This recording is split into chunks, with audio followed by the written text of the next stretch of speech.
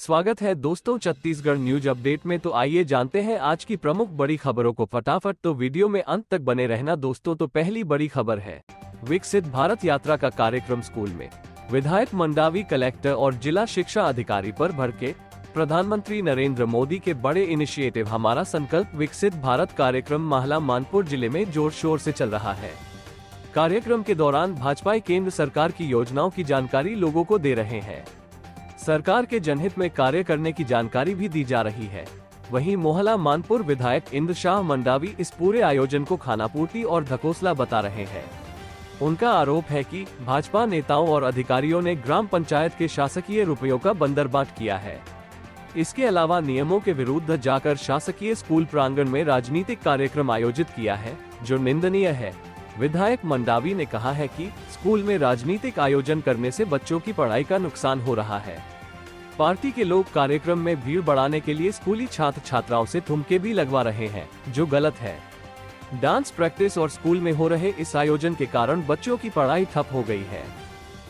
विधायक मंडावी ने इस आयोजन का विरोध करते हुए कलेक्टर और जिला शिक्षा अधिकारी को तल्ख शब्दों में कहा कि स्कूल को राजनीति का अखाड़ा न बनाएं। साथ ही अगली बड़ी खबर सामने आई है, प्रदेश में कोरोना ने फिर पकड़ी रफ्तार। एक ही दिन में इतने मरीजों की पुष्टि, 100 के करीब पहुंचा एक्टिव मरीजों का आंकड़ा। रायपुर कोरोना और इसके नए वेरिएंट के कारण एक बार फिर सतर्कता बरतने और कोविड संबंधी सुरक्षा उपायों को अपनाना जरूरी हो गया है।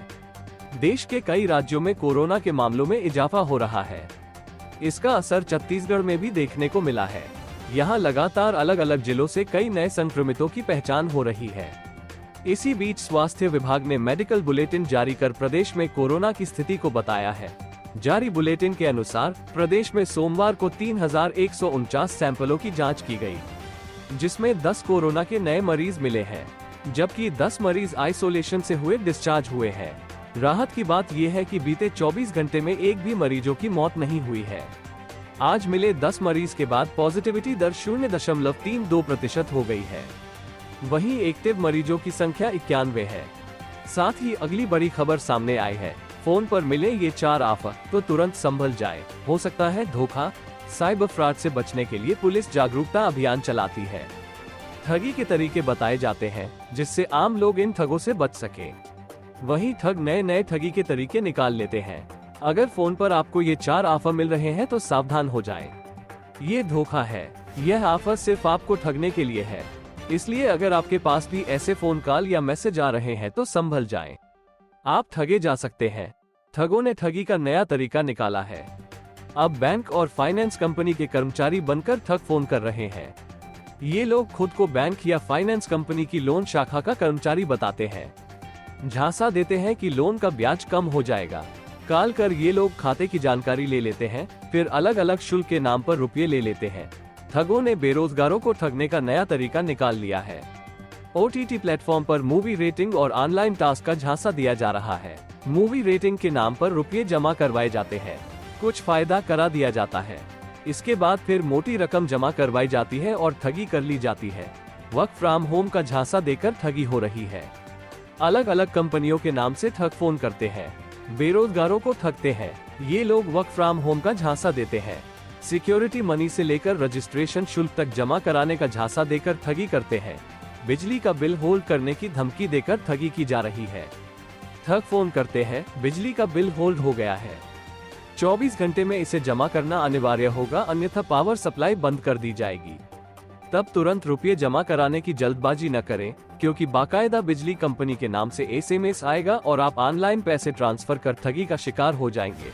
साथ ही अगली बड़ी खबर सामने आई है, बेरोजगार युवाओं के लिए मौका। रायपुर में 2 दिन लगने वाला है रोजगार मेला, 390 पदों पर होगी भर्ती। बेरोजगार युवाओं के लिए अच्छी खबर है। जो युवा रोजगार की तलाश में इधर उधर भटक रहे हैं, उन तमाम बेरोजगार युवाओं को अब रोजगार मिलेगा। इसके लिए रायपुर जिला रोजगार एवं स्वरोजगार मार्गदर्शन केंद्र की ओर से बेरोजगार युवाओं को रोजगार दिलाने के लिए जॉब फेयर का आयोजन किया जा रहा है। ये जॉब फेयर 16 और 17 जनवरी को रोजगार कार्यालय पुराना पुलिस मुख्यालय परिसर में आयोजित किया जाएगा। इस रोजगार मेले में 300 से अधिक पदों पर भर्ती होगी। Company sales representative, sales coordinator, RO, ARO, ABM, AM, digital marketing, telecaller, direct sales, purchase, customer service, network assistant, coordinator, field worker, traffic analyst, heavy एवं लाइट वाहन चालक पदों पर भर्ती करेगी। रायपुर जिला रोजगार एवं स्वरोजगार मार्गदर्शन केंद्र से मिली जानकारी के अनुसार यह रोजगार मेला रोजगार कार्यालय पुराना पुलिस मुख्यालय परिसर में समय सुबह 11 से दोपहर 2 बजे तक आयोजित होगा। इस जॉब फेयर में glare agro private limited, fusion micro finance limited एवं मेक्स सर्विस रायपुर कंपनी भाग लेंगी। रोजगार मेले में इच्छुक अभ्यर्थियों को सभी प्रमाण पत्रों की फोटो और फोटो ID, फोटो और रिज्यूमे लेकर आना होगा। इसी के साथ ही अगली बड़ी खबर सामने आई है। प्लांट में तैनात महिला सैनिक के स्कूटी के नीचे बैठा था विशालकाय अजगर। कोरबा जिला जैव विविधता से भरा हुआ है।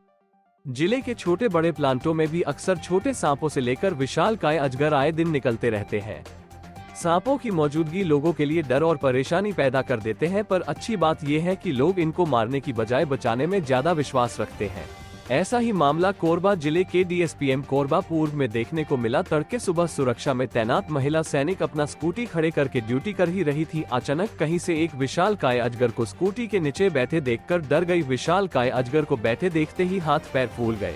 ऐसा ही मामला कोरबा जिले के DSPM कोरबा पूर्व में देखने को मिला। तड़के सुबह सुरक्षा में तैनात महिला सैनिक अपना स्कूटी खड़े करके ड्यूटी कर ही रही थी। अचानक कहीं से एक विशालकाय अजगर को स्कूटी के नीचे बैठे देखकर डर गई। विशालकाय अजगर को बैठे देखते ही हाथ पैर फूल गए, जिसके तुरंत बाद उसने मेन गेट में जानकारी दिया। फौरन बाद प्रमोद यादव सुरक्षा सैनिक ने इसकी जानकारी वाइल्ड लाइफ रेस्क्यू टीम प्रमुख जितेंद्र सारथी को दिया, जिस पर सारथी ने थोड़ी देर में पहुंचने की बात कही। तब तक सांप पर नजर बनाए रखने की बात कही। फिर थोड़ी देर बाद DSPM प्लांट पहुंचे और स्कूटी के नीचे बैठे अजगर को बड़ी सावधानी से रेस्क्यू करना प्रारंभ किया, पर अजगर को खतरा महसूस होने पर लगातार हमला करने लगा। आखिरकार विशालकाय 9 फीट के अजगर को काले कलर के बैग में बड़ी सूझबूझ से डाला और रेस्क्यू ऑपरेशन पूरा किया, जिसके बाद सभी ने राहत भरी सांस लिया और जितेंद्र सारथी का धन्यवाद ज्ञापित किया। फिर वन विभाग को जानकारी देने के पश्चात उसे सुरक्षित जंगल में छोड़ दिया गया। साथ ही अगली बड़ी खबर सामने आई है। सरगुजा संभाग में कड़ाके की ठंड,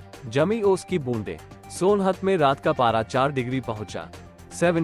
18 जनवरी को बारिश की चेतावनी।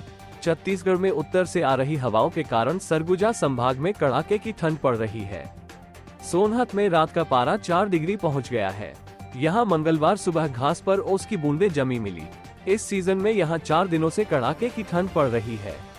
वहीं बिलासपुर संभाग के जिलों में 17 और 18 जनवरी को बारिश की संभावना जताई गई है।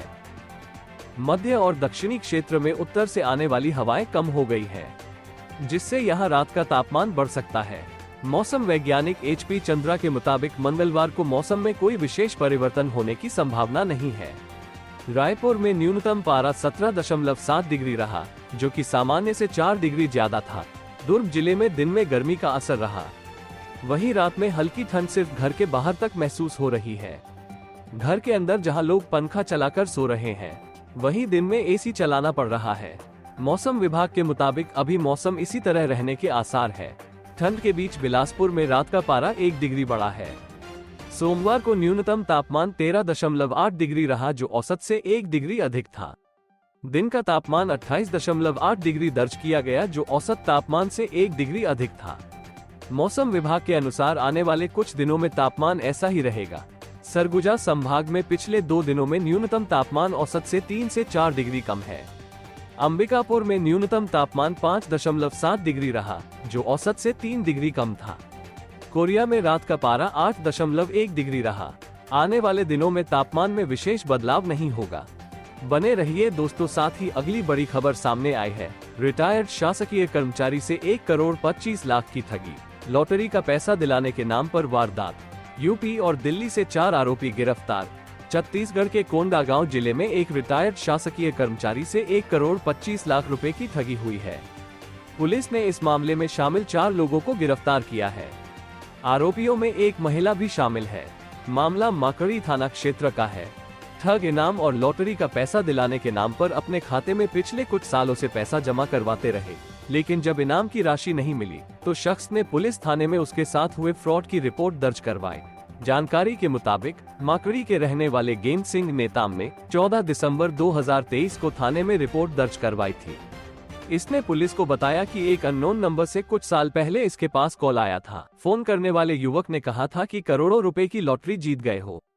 लॉटरी और इनाम की राशि अपने खाते में जमा करवाने के लिए पहले अकाउंट में पैसे डालने पड़ेंगे, जिसके बाद धीरे धीरे कर सारे पैसे मिल जाएंगे। गेंद सिंह फ्रॉड के झांसे में आ गया और उन्होंने आरोपी के दिए अकाउंट नंबर में पैसे डालने शुरू किए। पिछले कुछ सालों से वे लगातार पैसे डाल रहे थे। जब उन्होंने 1,25,00,000 रुपए जमा कर दिए, फिर भी इनाम की राशि नहीं मिली, तो गेंद सिंह को अपने साथ हुए फ्रॉड का एहसास हुआ। साथ ही अगली बड़ी खबर सामने आई है, जिसके बाद इस मामले की शिकायत पुलिस से की गई। एफआईआर के बाद पुलिस एक्शन में आई और आरोपियों की गिरफ्तारी के लिए साइबर सेल और पुलिस जवानों की टीम बनाई गई। गेंद सिंह ने जिस नंबर से कॉल आया था और जिस अकाउंट में पैसे डलवाए थे, उसकी डिटेल साइबर सेल को दी, जिसके बाद साइबर सेल ने डिटेल खंगाली। जांच में पता चला कि ठग उत्तर प्रदेश के हैं। यूपी और दिल्ली की लोकेशन पर इन्हें ट्रेस किया गया, जिसके बाद एसपी अक्षय कुमार ने जवानों की टीम बनाकर उन्हें दिल्ली और उत्तर प्रदेश के गाजियाबाद भेजा। कोंडागांव पुलिस ने मामले में स्थानीय पुलिस की भी मदद ली। करीब 5 दिनों तक कोंडागांव पुलिस आरोपियों की तलाश करती रही, जिसके बाद 2 अलग अलग ठिकानों से एक महिला समेत कुल 4 लोगों को पकड़ा गया। पूछताछ में उन्होंने अपना नाम सौरभ वर्मा 32 वर्ष, नेहा वर्मा 32 वर्ष, गिरीश बाबू 58 वर्ष और मानवेंद्र वर्मा 22 वर्ष बताया। सौरभ और नेहा पति पत्नी है, जबकि गिरीश और मानवेंद्र पिता पुत्र हैं। पुलिस के सामने इन्होंने अपना जुर्म कबूल कर लिया। साथ ही अगली बड़ी खबर सामने आई है। कोरबा के पत्रकार अशोक दुबे के घर चोरी, करीब 1.5 लाख रुपए नकद और सोने के गहने गायब। बेटी को छोड़ने अहमदाबाद गया है परिवार। कोरबा जिले के कटघोरा में चोरों ने स्थानीय पत्रकार अशोक दुबे के सूने मकान को अपना निशाना बनाया। आरोपियों ने अशोक दुबे के घर से नकद और सोने के गहनों की चोरी कर ली। मामला कटघोरा थाना क्षेत्र का है।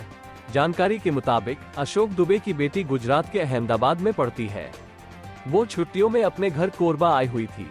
छुट्टियां खत्म होने वाली थी, इसलिए अशोक पूरे परिवार के साथ रविवार को अपनी बेटी को अहमदाबाद छोड़ने के लिए गए हुए थे। अशोक के भाई विजय दुबे ने बताया कि सोमवार को उन्हें चोरी की सूचना मिली। उनके बड़े भाई से उनकी बात हुई है, जिससे पता चला है कि घर में 1.5 लाख रुपए नकद और सोने चांदी के गहने थे। इधर घटना की जानकारी मिलने पर पुलिस और डॉग स्क्वाड मौके पर पहुंची। कटघोरा थाना प्रभारी तेज कुमार यादव ने बताया कि डॉग बाघा घटनास्थल से थोड़ी दूरी पर जाकर रुक गया। उन्होंने कहा कि आरोपी आसपास के इलाके के रहने वाले हो सकते हैं, इसलिए संदिग्धों से पूछताछ की जा रही है। पुलिस ने कहा कि जल्द ही आरोपियों को पकड़ लिया जाएगा।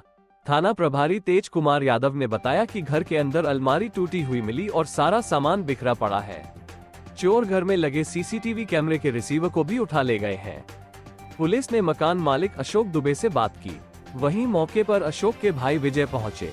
पुलिस की जांच कार्रवाई के दौरान वे मौजूद रहे। साथ ही अगली बड़ी खबर सामने आई है। 3 बार मिली असफलता, नहीं मानी हार। बिलासपुर जोन के रेल कर्मचारी का बेटा बना आईपीएस। इंटरव्यू में पूछा गया था ये सवाल। यूपीएससी में 3 बार मिली असफलता के बाद भी रेल कर्मचारी के सुपुत्र ने हार नहीं मानी और चौथी बार में उन्हें आखिरकार सफलता मिली और अब उन्हें छत्तीसगढ़ में इप्स कैडर मिला है। हम बात कर रहे हैं बिलासपुर के रहने वाले अभिषेक चतुर्वेदी की।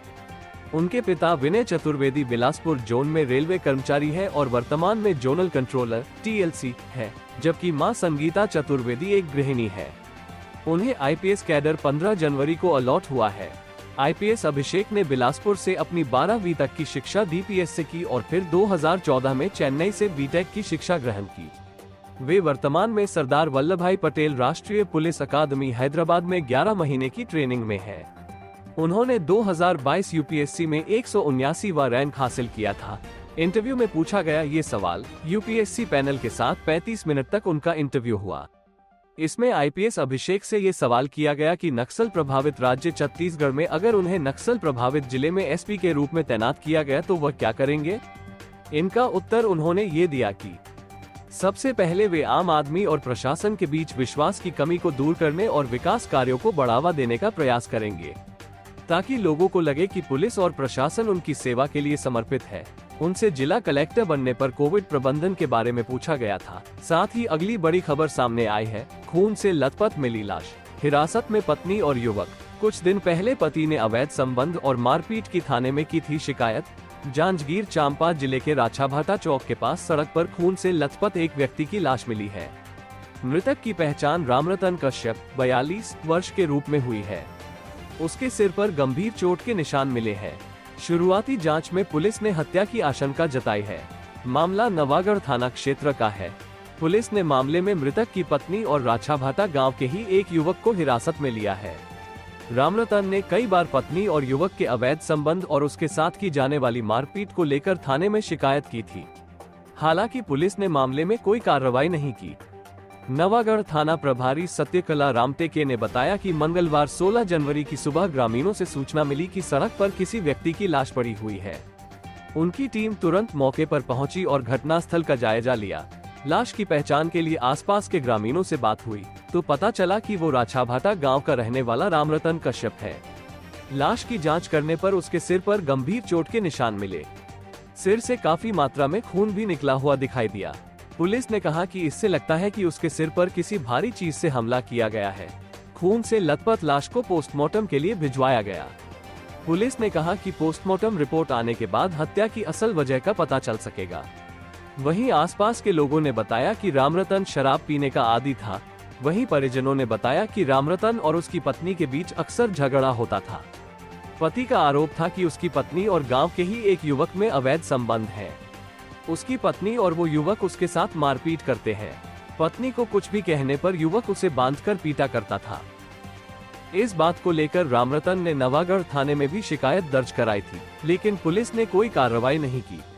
परेशान होकर पति ने 2 दिन पहले जहर खाकर खुदकुशी की भी कोशिश की थी, लेकिन वो बच गया। सोमवार की रात भी वो नशे की हालत में घर आया था, जहां पत्नी के साथ लड़ाई होने पर वो घर से बाहर निकल गया था और मंगलवार को उसकी लाश मिली।